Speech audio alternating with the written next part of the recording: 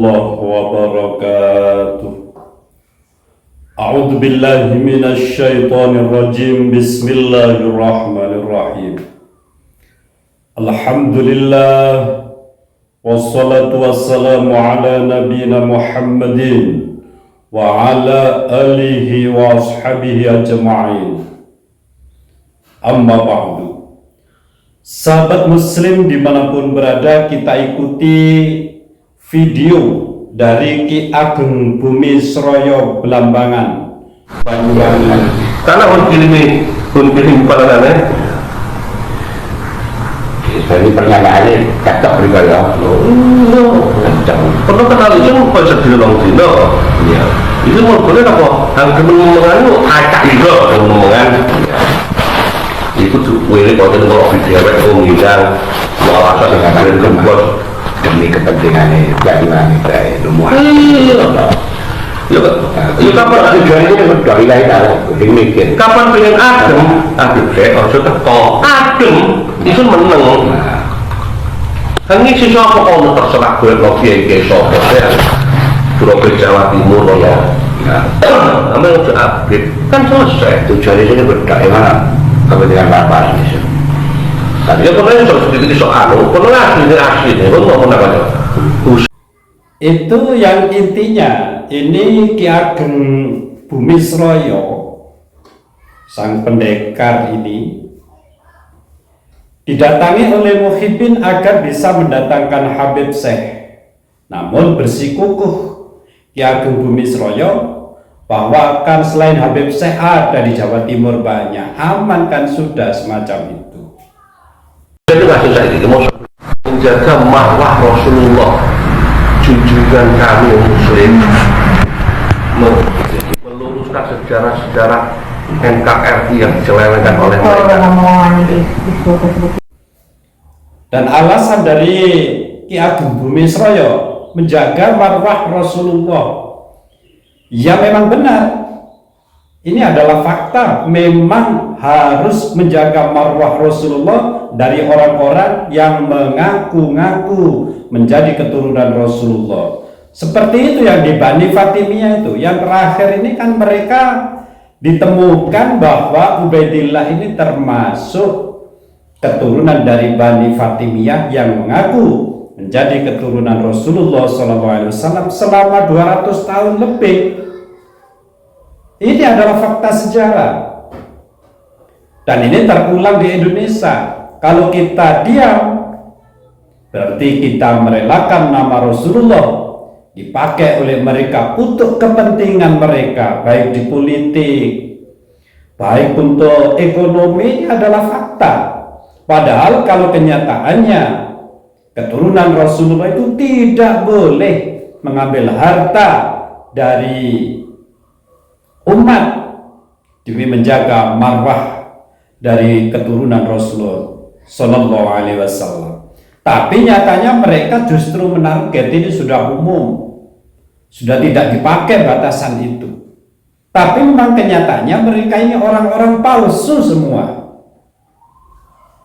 Meluruskan marwah NU sebagai organisasi yang saya naungi, yang perjuangan saya. Terus menjaga agar supaya anak turun kita tidak kena doktrin-doktrin yang menyesatkan.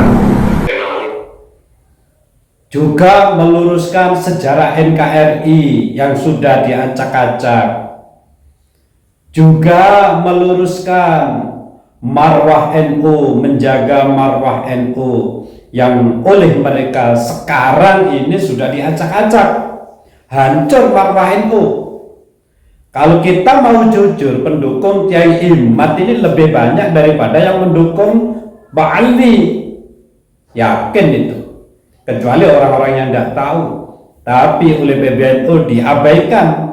Jadi pendukung Kiai Imad saat ini merasa tidak punya PBNU. Pasti itu, saya yakin itu. Karena apa? Dukungan PBNU kepada Mbak Alwi itu tanpa dalil. Tidak ada rujukan yang dipegang. Terus menjaga agar supaya anak turun kita tidak kena doktrin-doktrin yang menyesatkan. Mungkin juga mengaku keturunan Rasulullah. Kalau memang Syahid asli, saya tak Timur Mar. Kalau ini ngaku-ngaku kan bajingan dari Gus Dur. Iya. Dan juga untuk melindungi anak cucu kita, benar. Kalau dibiarkan anak cucu kita kena doktrin. Doktrin apa? Ya diagung-agungkan orang-orang Yaman itu. Padahal yang diagungkan harusnya ulama-ulama Nusantara, pahlawan-pahlawan Indonesia. Kenapa yang diagungkan menjadi ke Yaman? Itu kan tidak masuk akal kenyataannya. Tapi ini terjadi di Indonesia. Kalau dibiarkan anak cucu ini nanti akan menjadi NO Ba'alwi dan ajarannya juga mengikuti Ba'alwi. Kenapa NO Ba'alwi beda dengan NO Indonesia itu? Pasti beda. Di NO Indonesia itu tidak ada sejarah Faqih Al-Muqaddam. Yang ada sejarahnya Syekh Abdul Qadir Al-Jilani, keturunan Rasulullah. Faqih Al-Muqaddam ini disusuk-susukkan dengan mengaku menjadi keturunan Rasulullah, tapi tak terbukti. Kalau mengikuti ya menjadi sesat, itu namanya. Bukan juga mengaku keturunan Rasulullah. Kalau memang syahid asli, saya tak terhormat. Kalau ini ngaku-ngaku kan bajingan dari Gus Dur. Iya. Kok dua kan dengan ngambung tangannya siapa, ngambung tangannya Husain.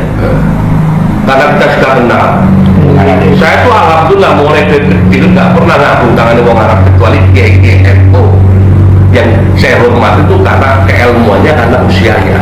Termasuk dia Suti saya hormat, saya sungkem. Legendarian ini kudu sungkem aku boleh disun. Bok saya kan lama dalam perjuangan. Ya, sebenarnya sih yang lebih tepat itu adalah keluarga Gus Dur itu keturunan Rasulullah SAW. Ini zaman sudah berbolak-balik. Semacam itu, sahabat muslim dimanapun berada. Maka dari itu kita semua perlu bangkit untuk menyadarkan rakyat Indonesia, pribumi Indonesia dari orang-orang Nahdliyin yang sudah ratusan tahun dipelopoto oleh Ba'alwi Habaib di Indonesia ini. Nah, Gus Dur yang lain itu bisa, ya mau dekai. Ya, punya sesuatu kepikiran. Sore lang, jangan. Unang tasyalan, itu murah ambil merampok. Jadi pokoknya tuku kelambi siji, dua loro, tuku sokok kreatif. Ini kan ada apa sih halal benar, halal tuku sokok, apa tuku parfum telung botol ini kok, parfum isiannya digambar dulu tau asli gratis. Lalu saya duduk baju, saya jaga lain. Gue buat untuk kamu sudah berumur. Karena pengalaman adik ini pernah waktu orang ambil kan pengalaman, orang ambil penok. Sahabat muslim dimanapun berada, kami benar-benar memberikan apresiasi yang setinggi-tingginya kepada yang terhormat pejuang pendekar Ki Ageng Bumi Sroyo. Sebenarnya pada hari ini, di akhir tahun 2024, dimulai dari tesis Ki Haji Madudin Usman, ya sampai pada hari ini, kita semua itu dalam peperangan yang berbeda. Kalau ini terjadi di tahun 1965, pasti akan terjadi saling membunuh, karena saat itu media sangat tertutup dan sangat minim. Tapi hari ini media itu terbuka di mana-mana. Hari ini kejadian, saat ini kejadian langsung bisa viral dan mudah untuk dideteksi. Maka dari itu kejadian kejahatan PKI 1965 ini sangat sulit untuk terjadi, namun tidak menutup kemungkinan. Dan Ki Ageng Bumi Sroyo, nyatanya beliau pejuang yang sangat tangguh dari Jawa Timur. Kami sangat memberikan apresiasi. Apa yang dilakukan oleh beliau hanya memegang nama baik Rasulullah SAW, nama baik bangsa Indonesia ini yang dijaga, nama baik NU yang dijaga, dan nama baik dari anak bangsa pribumi Indonesia generasi selanjutnya supaya tidak dikotori oleh doktrin-doktrin sesat Ba'alwi Habaib di Indonesia. Fakta doktrin sesat Ba'alwi di Indonesia, mereka selalu mengatakan Tarim itu adalah segala-galanya, padahal tidak ada hadis, tidak ada ayat yang menerangkan keistimewaan kota Tarim. Harusnya kita tetap berpegang teguh Makkah Madinah lah kota yang paling disunahkan untuk dihadiri oleh umat muslim. Dan juga mereka punya madhab sendiri, walaupun madhab kita ini adalah madhab yang 4, mereka punya tandingannya yang lebih hebat dari imam madhab yang 4. Ada yang lebih hebat dari madhab Imam Syafi'i, ada yang lebih hebat dari Syekh Abdul Qadir Al-Jilani, yaitu Faqih Al-Muqaddam. Ini semua adalah bentuk penyesatan, pengalian akidah dari akidah NU dialihkan ke akidah Yaman. Fakta bisa masuk akal sehat. Habib Syekh bin Abdul Qadir As-Segaf mengatakan itu di Tarim, antara makom ini dan makom itu adalah taman-taman surga. Ini adalah persaingan antar kota, antar akidah. Yang punya Raudhatu Riyadun min Riyadil Jinan itu adalah di Makkah, di Madinah, bukan di Tarim. Tapi mereka itu punya. Kalau kita biarkan, pasti umat Islam bangsa Indonesia ini akan menjadi orang Yaman atau berakidah Yaman, bukan NU. NU yang saat ini sudah mulai campur Yaman. Itu realita, masuk akal sehat. Coba kita pikir semua bahwa NU di Indonesia saat ini dikuasai oleh orang-orang Yaman. Fakta itu. Makanya mereka berani terhadap orang-orang NU. Andaikan tidak ada orang-orang Yaman di dalam NU, maka habislah Ba'alwi Habaib di Indonesia saat ini.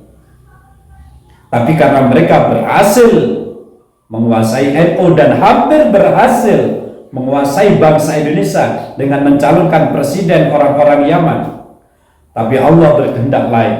Kecuali NU saat ini masih diuji, dikuasai oleh orang-orang Yaman. Ini adalah fakta. Sahabat muslim dimanapun berada, kalau kita masih menggunakan logika akal sehat, kenapa secara kitab nasab Ubaidillah, datuk dari Ba'alwi itu tidak terverifikasi secara kitab nasab, padahal saudaranya yang 3 ini terverifikasi, Muhammad, Ali, dan Husain. Ini terverifikasi, ada di kitab sezaman atau kitab sebelum abad 9. Tapi Abdullah tidak ada. Justru yang ada di abad 9 itu dari kitab internal, kitab Ba'alwi sendiri. Kan yang ini yang tidak masuk akal. Bukan berarti permintaan dari tesis Kiai Imad itu tidak masuk akal, masuk akal. Saudaranya yang 3 itu ada sejarah terverifikasi di dalam kitab sebelum abad ke-9. Lalu Ubaidillah kemana waktu itu? Kalau belum lahir ya mustahil, tidak tercatat sejarah sama sekali. Dan setelah tercatat di abad 9, justru terbukti Ubaidillah ini adalah yang dicantolkan. Ini fakta kitab nasab. Coba kita logika akal sehat dipakai. Duh. Dan yang kedua secara tes DNA. Tes DNA ya, kalau kecuali yang tidak pernah sekolah, jadi masih sekolahnya masih lulus sampai di SD, sekolah dasar atau lah, kalau orang sudah S1, S2 masih mendukung, mempercayai bahwa Habaib Ba'alwi di Indonesia ini keturunan Rasulullah, inilah yang dipertanyakan. Sekolahnya itu bagaimana? Tidak cocok dengan karakter pendidikannya. Kalau orang berpendidikan tahu tentang masalah tes DNA dan tahu bahwa Ba'alwi Habaib di Indonesia secara tes DNA ini tidak masuk Ya harusnya sadar dong. Hablogroup Alwi ini adalah G. Secara internasional keturunan Rasulullah itu J1. Berarti kalau Alwi G ini menjadi keturunan Rasulullah, lantas yang J1 bukan keturunan Rasulullah, sesat jadinya. Semacam itu. Wallahul muwaffiq ila aqwamit thoriq. Assalamualaikum warahmatullahi wabarakatuh.